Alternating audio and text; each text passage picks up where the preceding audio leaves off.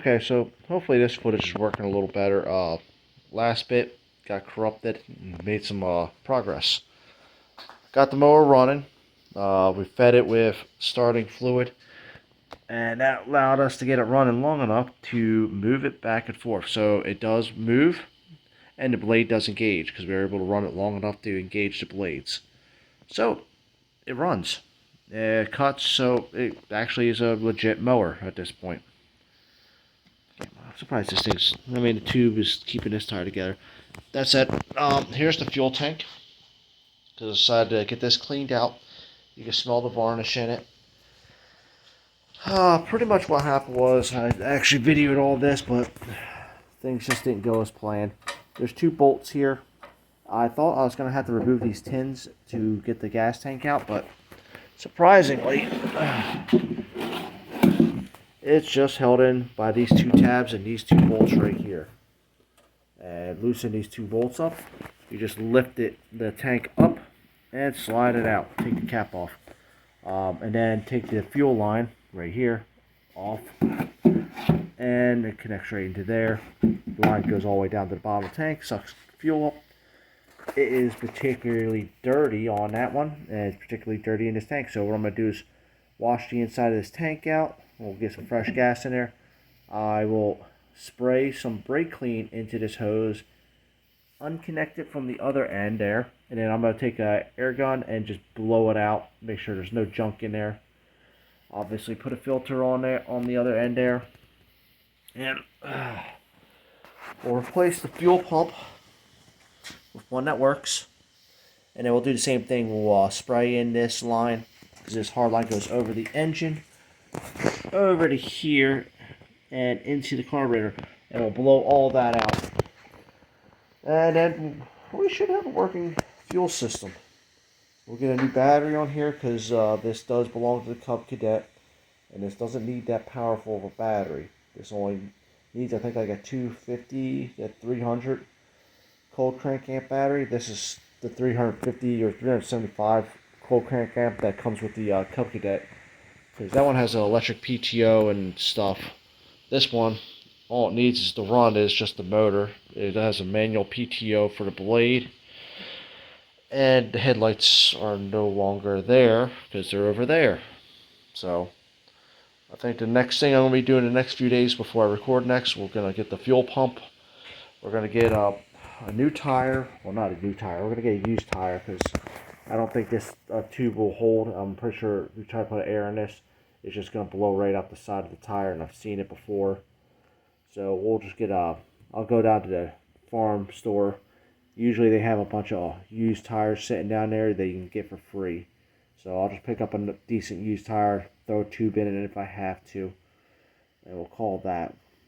And then we'll run it and see how we'll get everything together. Hopefully a couple more days we'll have this mower ready to go. We'll cut some grass with it, and then we'll get it up for sale. Or I might keep it for a little bit till I got the Cub Cadet back together, because that one's got to come apart so I can get to fix the drive shaft. That's another video, so don't worry about that right now.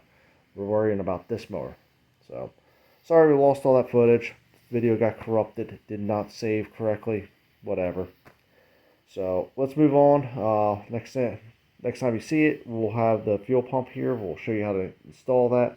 We'll clean the fuel system out. I'll clean the tank off screen. I'm just going to throw some simple green in there because it's safe for plastics. Swish it with some water and just, shake it around, dump everything out. Clean the lines. Yeah, we'll see. Alright, but give me a moment here. And next part of this video, we'll start getting everything on here. So, see you in a sec. Alright everyone, we're back. We got our parts in. Been a couple days. So, let's see what we got here right now to play with this mower here. Alright, so we got our tube. We got our maintenance parts, oil filter, air filter, spark plug, the cheap fuel filter they throw with these things, so I'm not going to use. I think I got everything out of there. Oh yeah. Sorry about the noise. Neighbor's running his mower. I should be running mine too.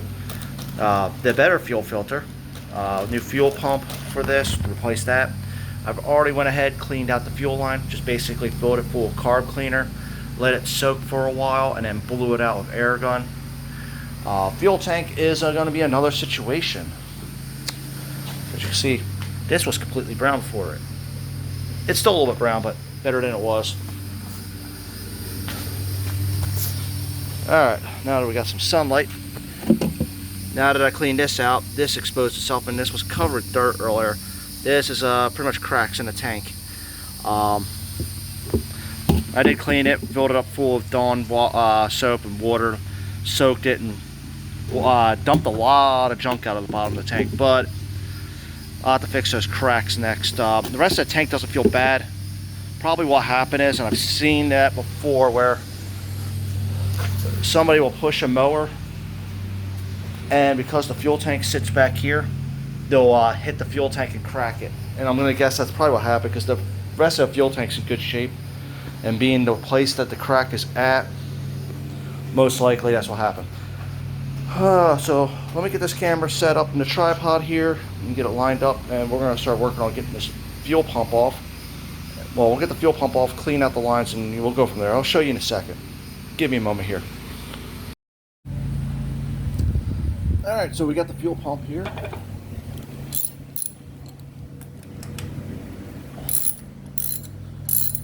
I don't know why we don't do the easy stuff.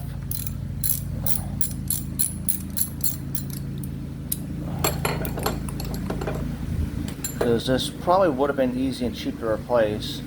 But it seems to be the name of the game for a lot of people when it comes to lawn mowers. Instead of doing easy, I keep hitting the camera here. Instead of doing the easy, cheap stuff, people would just more or less just rather get rid of stuff.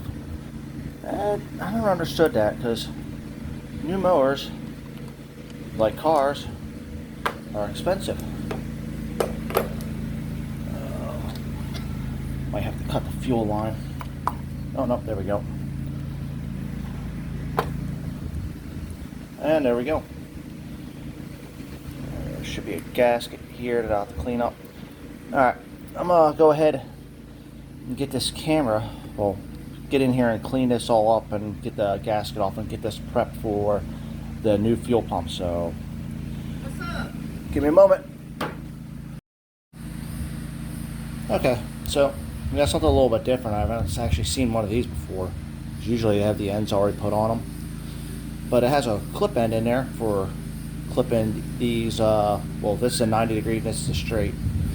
Had to make sure I matched up where this is going, so we know it's going to hook up into the fuel line there, but also knowing where this is going to go. Kind of curious, never seen it before. But basically, I guess if you ever wanted to remove these or move them, you just press these buttons in on either side, and it should let this clip open up. Otherwise, let's see here, matched up. Yep, that should be right. The first one went in fairly easy.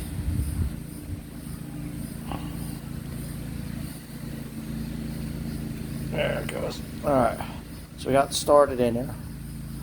And make sure we got it lined up where we want it, because it's got these little teeth here.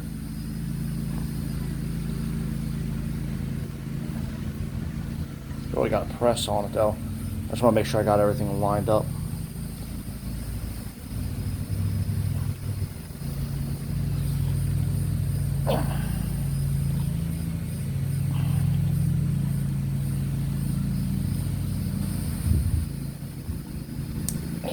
There we go, just clicked on one.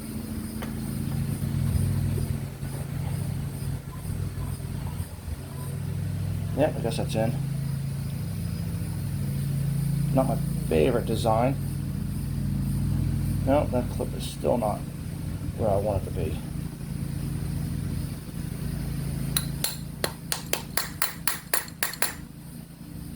There it goes, now it's in there. Yep. Took a little bit of force on there. This side went a lot easier than that. Before we put this on here though, I'm going to clear this line out. This fuel line. There's a hard line that goes over the top of the motor. We're going to undo the other side from the carburetor. I'm going to spray some carb cleaner the best I can in there and blow it out the other side. Make sure all debris is out of the fuel line before we put all this together. So give me a moment. Well, yeah, give me a moment and we'll get this installed. Alright, blew through the line there, cleaned off the gasket material. Got this ready to go. This came with a rubber gasket to install there and a fiber gasket and a metal shim. I'm guessing this is for if you don't have a very flat surface. This rubber seal probably won't do that great of a job. Debating on whether or not I want to have it on there or not. But we installed a new hose here too. There we go. And time for the fun part, trying to get all this stuff mated together. Let's see. Oop. Wrong way. There we go. Just like that. There we go. Yeah. This will be a fun job. We're going to reuse the old bolts because the new bolts are longer. And they're probably, who knows what they're designed for. But we're just going to go ahead and Loctite these just in case. Come on. Don't tell me my Loctite dried up. No, it's definitely not dried up.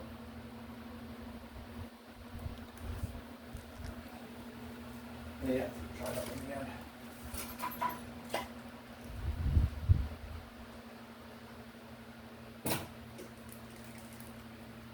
Ooh.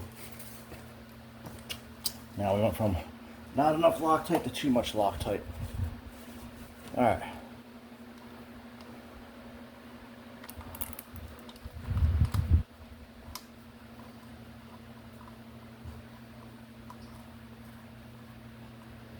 Get that worked on by hand. Get the next one. Don't need much, just a little bit of dab there. There we go. A little Loctite goes a long way.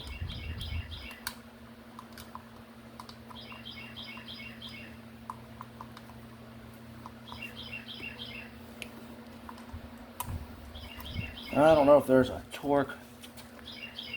Oh well, that's not going to work anyways. I'm an idiot. I put the gasket on backwards.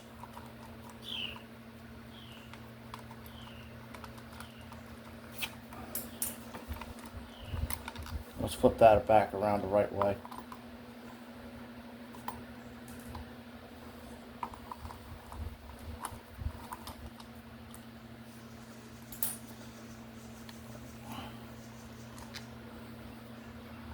Take the gasket off, swing that back out. There we go. Swing that back in there. Bolt back through. There we go. Sometimes it pays to do things the right way. Pay attention to what you're doing. Now, times I have come across that same very mistake done by somebody else. It just comes up a lot. Well, come on. There it goes. Trying to start a blind bolt sometimes ain't fun either.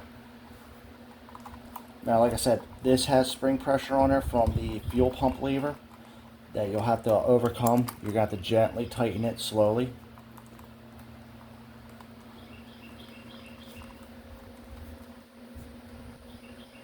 Because you want it to evenly go down so it's on the cam lobe that it's supposed to be on. There we go.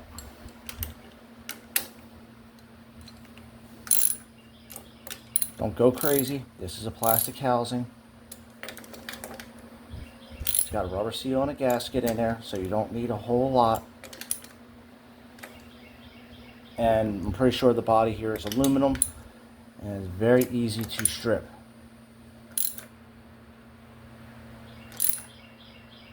Trying to get the same amount of pressure on both sides. Alright, we'll clip this up. We'll get the new fuel filter in there. Cut some fuel line for here and on the other side. So give me a moment here and we'll get this all ready for y'all. Alright everyone, I had some more edits planned here, but power's been flickering. As you can see, finally getting some storms in. Been needing it lately. Everything's done basically. Well, there it goes. Replace the tire. Old tire had a big old split in the side, so if we tried to put a tube in there, you can see daylight through this crack in there, so the tube will just boom right out the side of there. No good. So this tire I picked up from a farm supply place. They change out lawnmower tires there. There goes that thunder right there. So you can usually pick these tires for free because a lot of people will just change them out instead of putting tubes in them. Ain't nothing wrong with this one. Still got plenty of life in it, so fine with that. Obviously, we got our fuel pump on. That's ready to go. We fixed the battery lead. Well, I fixed the battery lead. Y'all just watching. Put a new air filter on. Changed the oil. It smelled like gasoline, or old gasoline, varnished gasoline. So I ended up running 15 W40 diesel oil in there because that's got a lot of detergents in it. And what we're going to do is I'm going to run it really good, get it nice hot, drain it out again. The detergents are good about cleaning junk out of the motor. Obviously changed the oil filter. Had to fix this wire here because this is just barely hanging on here, and I don't know what this bracket does, but I'm sure it's important. How you doing, Thunder? I didn't really show any of this because y'all seen me replace tires before, so link in the video below if you want to see that. And nothing really, I mean, I've changed oil on here before, so y'all seen that on similar style mowers. Nothing unusual there. Only thing we're missing at this point, man, it's coming down good, is the fuel tank. Fuel tank's up over here. This is a tank sealant made by JB Weld. Really good stuff. I've used it multiple times for way worse cracks. Crack was right about right here. I ended up just pasting all the way down because there was a bit of a fracture going down towards here. So I just pasted it all. I used a coarse wire wheel to brush it. I hear you, Mother Nature. I wire wheeled it from 2 different directions with my power drill.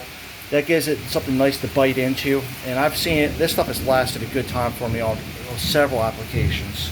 Usually it comes with a metal mesh for metal tanks, so it gives it a little something more to bite into. But I don't use it for the plastic tanks. But man, it is going. I think I'm gonna call it right here though. I'm gonna clean up my tools and I'm gonna go get a shower because I'm a sweaty mess right now. So we'll see you on. I'll get this tank on here tomorrow. They'll give it a nice 24-hour cure time, and then hopefully cut my grass because it ain't certainly cutting it right now. Well, let me let the cat in. All right, everybody, we'll catch you later. Okay, so this gas tank has been a bit of a pain in the butt. As you can see, we got more glue on there. I pasted this area where the initial cracks were, and then I filled it up full of water to test it, and then I found another crack right there, and then another crack right over here, and then another crack up here. So, lesson to be learned. When these gas tanks are back here, you can't push on them because it cracks them. This plastic's not the best quality because it is made by John Deere. But that said, it actually held water just fine. I tucked it in all sorts of different angles. So we should be good now. It should hold gas. This stuff works pretty well for holding gas. The gas tank sealer made for both plastics and metal, made by JB Weld, and it works wonderfully. But let's get this thing back together. I'm going to clean off this hose here. Get all this old crud off here so it doesn't get dragged up into the fuel system. We're going to run the fuel line right up into there. Oh, I just dumped some dirt right into the tank. There we go.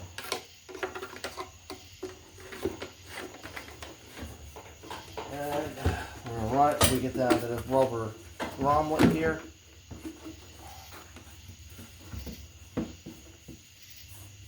There we go. And snake this gas tank back into place.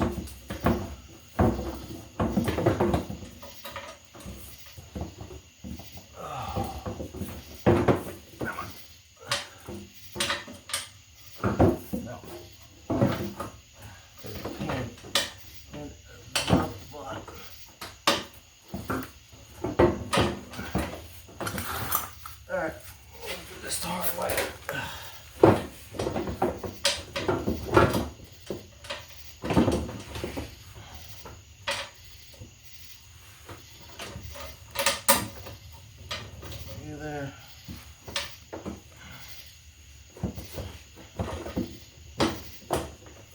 Okay. Alright, she's back up in place. So I'm going to go ahead and I'll tighten up these bolts here. There's a nut on the back side, so I got to run a wrench up under here while cranking down on it. That said, we'll get that together. I guess built full of gas tomorrow morning, and I'm going to go cut my lawn because my grass is way overgrown. So hopefully the next shot is me getting this running in the morning, because we'll have to prime the fuel system too. It's got to draw the gas up into the pump and everything like that. And then we should be able to start it up and start mowing my grass tomorrow, which will be absolutely wonderful. So hopefully in the next scene, we'll be cutting some grass.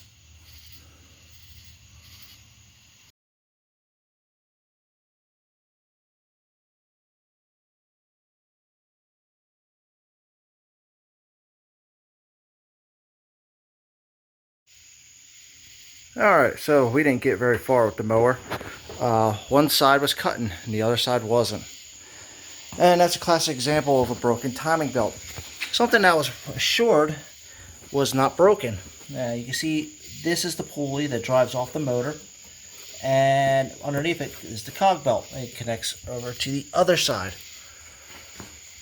And judging how this is flopping around, I'm going to take a wild guess. The belt snapped very violently. Now ripped out some of the bolts there, didn't it? Probably just sheet metal. So what we're going to do is get this deck out of here. We're going to replace the belt, retime the blades so they don't smack each other. Looks fairly simple. Drop the deck down. I'll give me a flashlight here so we can see what we're doing.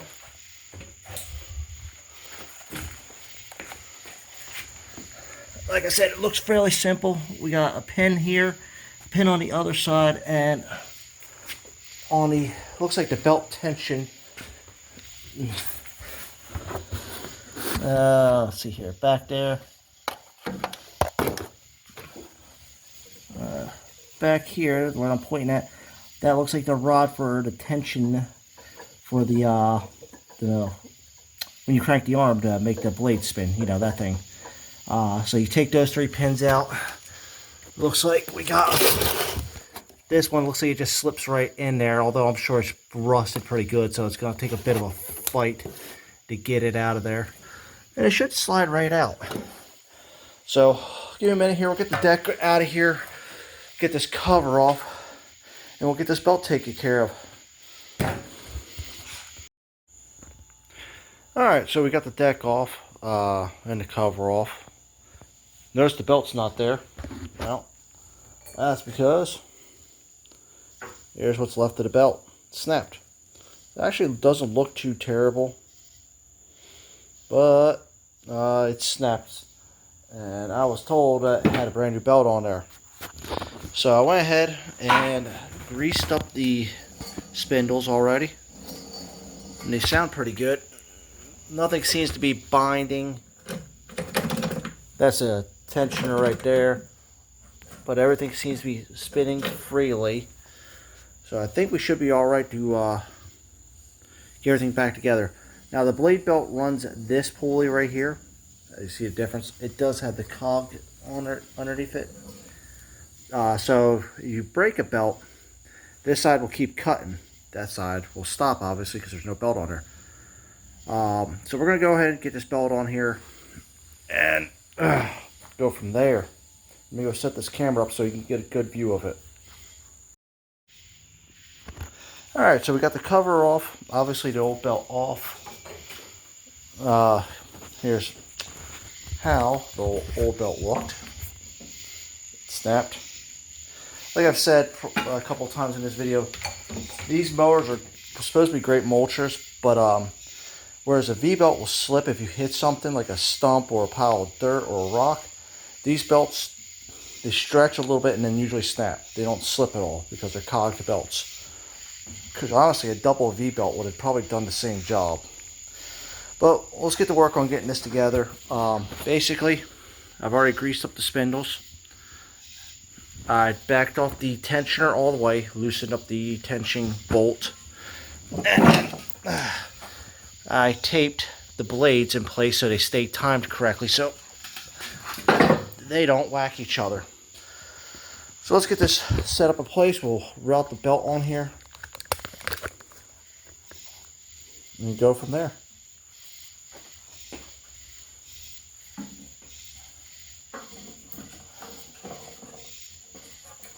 If you notice, most manufacturers don't use this style. Good idea to get under the lift areas first.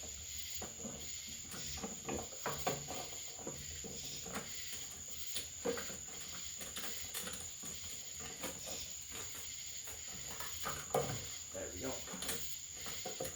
There. That should keep everything it needs to be. Are you recording? Yeah.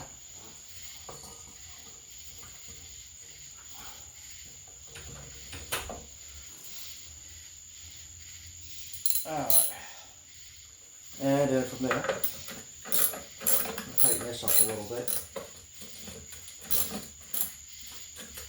That'll straighten up the pulley a little bit. And then from there, we're going to just tighten up the tensioner.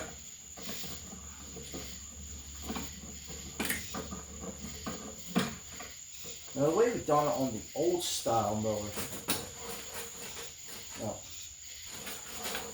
we spin it until it starts to get a little bit hard to move.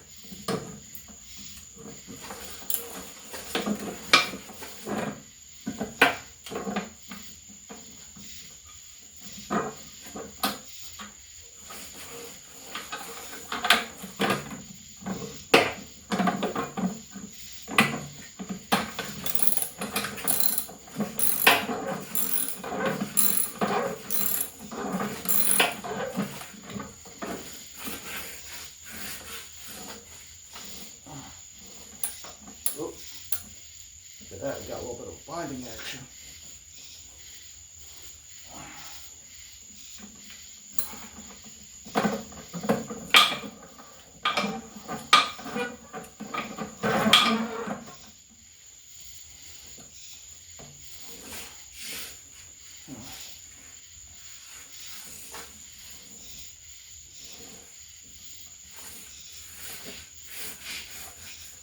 Make sure the belt's nice and seated down in there.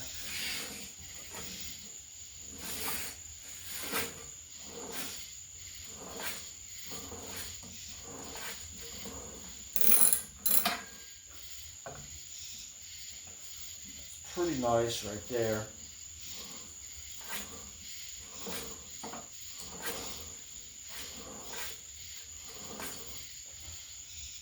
Alright, I think that's it. You want a nice motion that feels smooth but not too tight. Allows everything to spin. We check, make sure the deck stays timed, which we are. And at least the blades are in pretty good shape. That's it. Get the work putting the cover back on. Oh, we'll tighten up all the bolts too.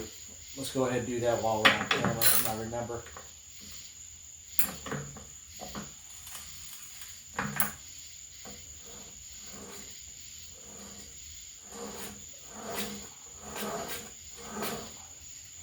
Now that actually be a little bit too tight. Yeah, that might be a little bit too tight.